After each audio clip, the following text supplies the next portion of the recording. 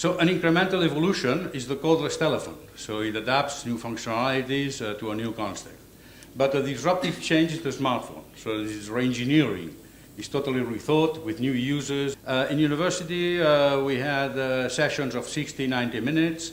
Professors at the center. Professor is the magician that does all the, provides the PowerPoints, speaks. The activity takes place around the professor. And the professor is the one that transmits his or her knowledge to the students.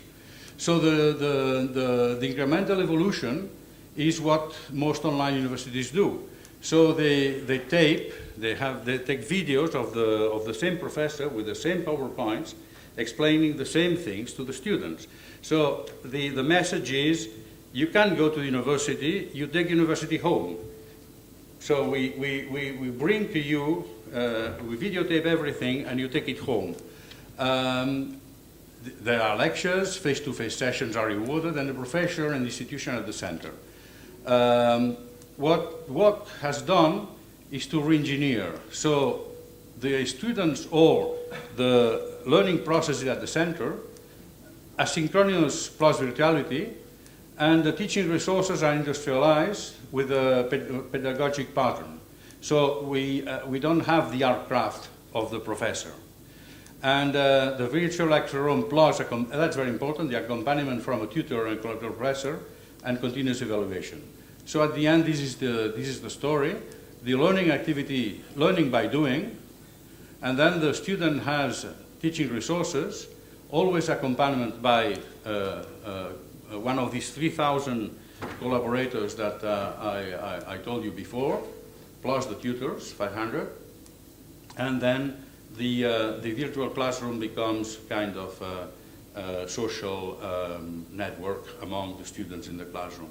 In industrial society, education moved to a more professionalization at high level. And so professions like engineering, nursing, management, economy, teaching, even medicine change. And we moved not only from knowledge to know-how. And most of the professions and the degrees we provide are more related to know-how than to knowledge. It's not only knowledge. One of the things that we talk about at MIT is how do we shift from what has been a predominantly mechanical university to a digital university. So when assumptions are challenged and we have disruptive change, when structural relationships, existing structural relationships are challenged, we have disruptive change. And we see in the way education is evolving now, that the relationship between the individual learner, the institution has changed, right? So that's a structure. The relationship between producers, consumers of education has changed. So existing structure, the relationship between access, cost, and quality has changed. This is a blended version of the course.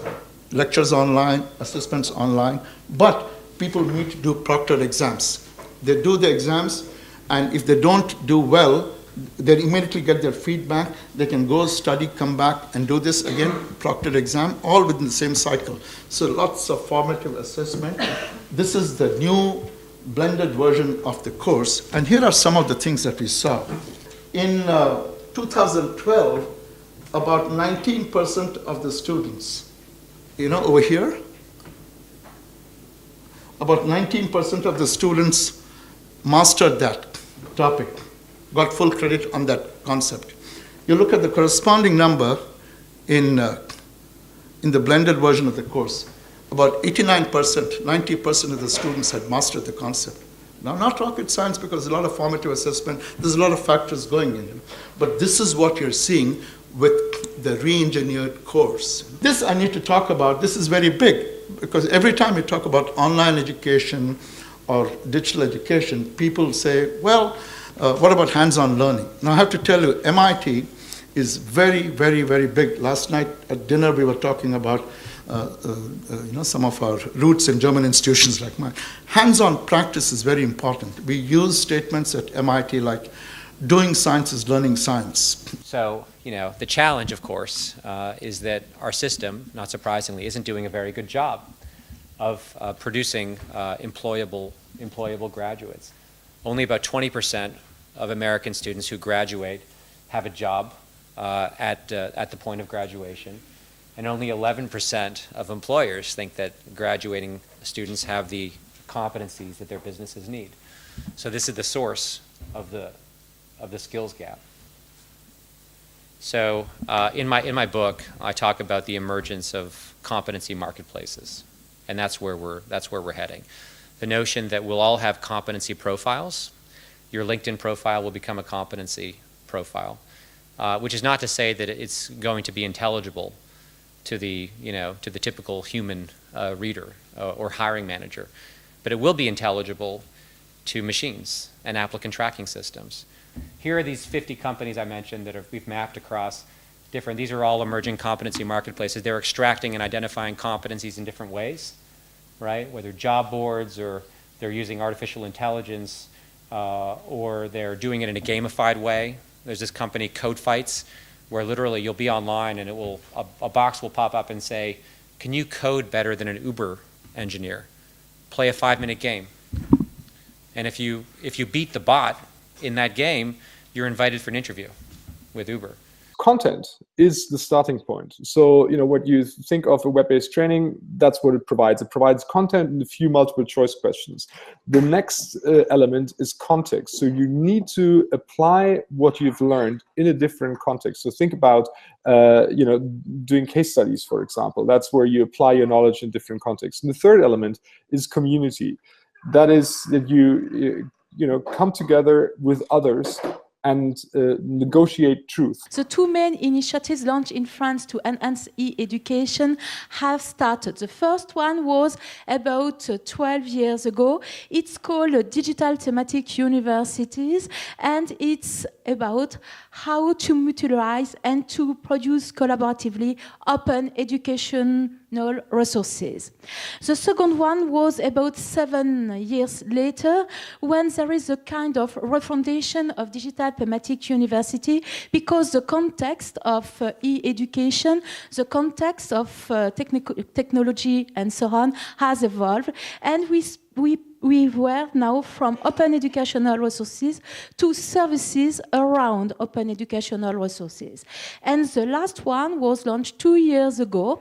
It's called France Université Numérique, fun, and take fun with that.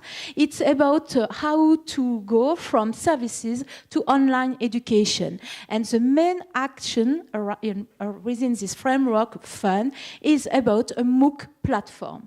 Then we have a multimedia production with an audiovisual vision. They are in charge of the whole shooting of the MOOCs. We try to give our special touch to the MOOCs, offering a storytelling vision and a social network element in the way we offer these courses. And then we have the Center for Learning, Innovation and Knowledge, the CLIC, which is a pedagogic center to try to give this instructional vision for MOOCs, try to help teachers sometimes to translate, which is a face-to-face course, to a MOOC, which is a quite difficult commitment at the beginning. This was one of the first difficulties we faced when we started with MOOCs. A MOOC is usually around, or it is calculated, it is around 25,000 and 40,000 euros, so it cuts costs. We have these funds from the ministry, and we had the ones from the Catalan government, but it's never enough. Just 4 words for new models. Simple words that you can take in your background when you will be thinking about your new strategies. The first one, diversity. So I was thinking diversity in terms of learners, learning styles, teachers, teaching styles, but also in terms of knowledge. It's quickness. I don't know if anybody here in the room has already worked with the giant of MOOCs, the global MOOCs portal as edX or Coursera. If yes, you have experienced how quick, how fast are they in detecting learning needs and in building learning path in order to meet this learning need. We are perhaps a little bit slow in reacting. Other relevant word is scalability. We are sure that we have to be able to assure the access to higher education to a huge number of people, to a growing number of people in next years. Another word is sustainability. We all know that our universities are too expensive. Are too expensive in this specific historical situation, but for sure, perhaps we are not able to cost less, but for sure, we have to think about how we can give back more, and this is possible. What happened in the US around 10 years ago, moving into Australia, very similarly to what happened with MOOCs. And we began in Australia around 3 years ago, and we've seen the most extraordinary demand, not only from their universities to enter these online enabling partnerships, but also from students around the world who said that, you know, I've got my job, I've got my kids, I've got a whole range of other challenges in my daily life, but I want access to a great university in the US, in Australia, but now increasingly in Europe. And this is an opportunity that our universities have today to not only extend access and create more opportunities for students who we otherwise would not be able to reach, but also to retain our competitive edge, to retain our position at the vanguard of the world when it comes to high quality higher education. Yes, short courses are great. Yes, informal experiences are really, really helpful, as I'm sure we've just been talking about in the earlier session. But what I really need are real formal, usually postgraduate degree programs, real revenue on my balance sheet, and real student numbers from students around the world. And I think another driver here is not only innovation. How do I make sure I learn the lessons of other industries? How do I make sure I recognize the digital revolution? How do I make sure I'm doing what I need for students and everything that needs to happen in terms of blended and flipped learning in the classroom? But also, what can I do to extend access to students around the world who might not have the opportunity to engage in my content in a face-to-face formal environment? Basically, money has to come from somewhere for everything you do in a university. And I'm talking universities here. European Union, tremendous source of funds for many of us. I've spent many years extracting money from the EU. The problem with the EU is not the money, but the episodicity of the money. That's not a word that exists in the dictionary. I've just made it up.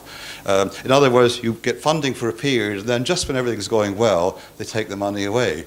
And there's a horrible scrabbling as you move on to the next source of funding. You end up with a lot of four-box models, and with four-box models, you've got to have a rigid line between the boxes. I won't go into all the divisions. Public and private, frankly, in England, we often say that the difference between public and private is basically to do with history, and the difference between private non-profit and private for-profit is basically to do with how clever an accountant you have. Full-time and part-time, that's a whole nightmare.